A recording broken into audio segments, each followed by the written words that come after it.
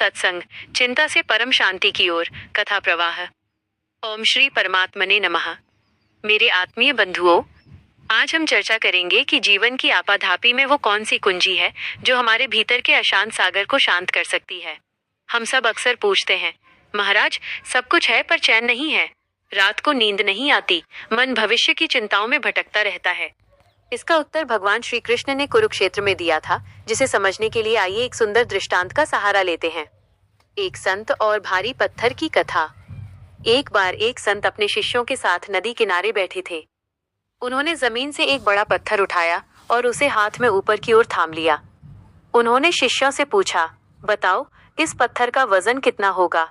शिष्यों ने अलग अलग अनुमान लगाए।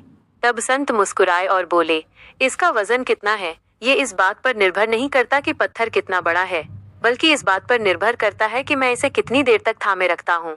अगर मैं इसे 1 मिनट पकड़ूं तो ये बहुत हल्का है। अगर मैं इसे 1 घंटे पकड़ूं तो मेरे हाथ में दर्द होने लगेगा, और अगर मैं इसे पूरे दिन पकड़कर खड़ा रहूं तो मेरा हाथ सुन्न हो जाएगा और मैं लकवाग्रस्त जैसा महसूस करूंगा। हर बीतते पल के साथ पत्थर का वजन नहीं बढ़ रहा, लेकिन मेरे लिए वो भारी होता जा रहा है। मेरे प्यारो, चिंता भी बिल्कुल वैसी ही है। किसी समस्या के बारे में एक पल सोचना ठीक है, वो सावधानी है, लेकिन उस विचार को घंटों, दिनों और महीनों तक थामे रखना ही चिंता है। श्री कृष्ण गीता में अर्जुन से यही कहते हैं कि अर्जुन, तूने इस युद्ध के परिणाम के भारी पत्थर को अपने मस्तिष्क पर उठा लिया है, इसीलिए तू गांडीव छोड़कर बैठा है। इसे नीचे उतार दे। अर्जुन का विषाद और हमारा जीवन। कुरुक्षेत्र का मैदान केवल बाहर नहीं है, वो हमारे भीतर है। हमारे सगे संबंधी, हमारी इच्छाएं, हमारे डर, यही कौरव और पांडव हैं। अर्जुन चिंतित था क्योंकि वह कर्ता बन बैठा था। उसे लगा कि मैं मारूंगा, मेरे हाथ से पाप होगा। प्रभु ने उसे समझाया कि तू केवल एक निमित्त है।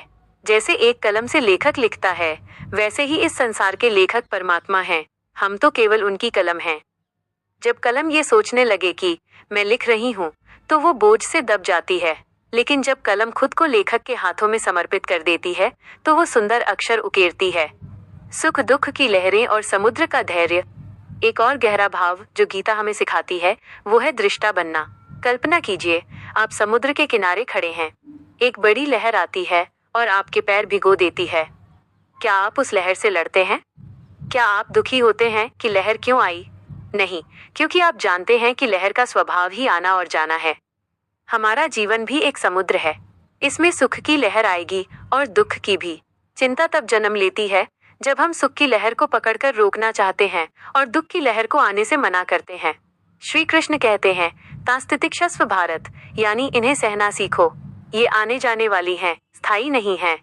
जो बीत गया वो एक स्वप्न था, जो आ रहा है वो भी एक स्वप्न होगा। केवल तुम, आत्मा सत्य हो। विश्वास की शक्ति। एक छोटी चिड़िया का विश्वास। चिंता मिटाने का सबसे बड़ा मंत्र है पूर्ण शरणागति। एक छोटी सी कथा आती है कि समुद्र के किनारे एक टिटहरी चिड़िया ने अंडे दिए। समुद्र की लहर आई और उसके अंडे बहा ले गई। चिड़िया विचलित नहीं हुई। उसने प्रण किया कि वो अपनी चोंच से समुद्र को खाली कर देगी।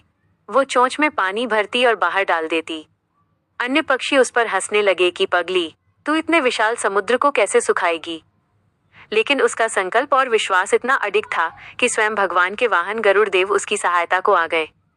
जब गरुड़ आए तो समुद्र कांप उठा और उसने चिड़िया के अंडे वापस कर दिए। इस कथा का मर्म समझिए। जब आप अपने धर्म, कर्तव्य पर अडिग रहते हैं और परमात्मा पर अटूट विश्वास रखते हैं, तो पूरी सृष्टि आपकी सहायता के लिए उतर आती है। आपकी चिंता ईश्वर की चिंता बन जाती है। आज के लिए पाथे। सत्संग का सार यही है कि जैसे शाम होते ही पक्षी अपने घोंसलों की ओर लौट आते हैं और सुबह की चिंता नहीं करते, वैसे ही आप भी अपने कर्म प्रभु को अर्पित करके विश्राम करें। कल की चिंता वो उधार लिया हुआ दुख है जो आज की शांति को ब्याज समेत खा जाता है। भगवान ने जिसे चोंच दी है वो चुगा भी देगा। इसलिए जब भी मन घबराए, आंखें बंद करें और कहें, हे गोविंद, मैं आपकी शरण में हूँ। जो आप करेंगे वह मेरे हित में होगा। जिस क्षण यह भाव हृदय में गहरा उतर जाएगा, उस क्षण से आपका जीवन एक उत्सव बन जाएगा, बोझ नहीं। बोलिए श्री राधा रमण लाल की जय।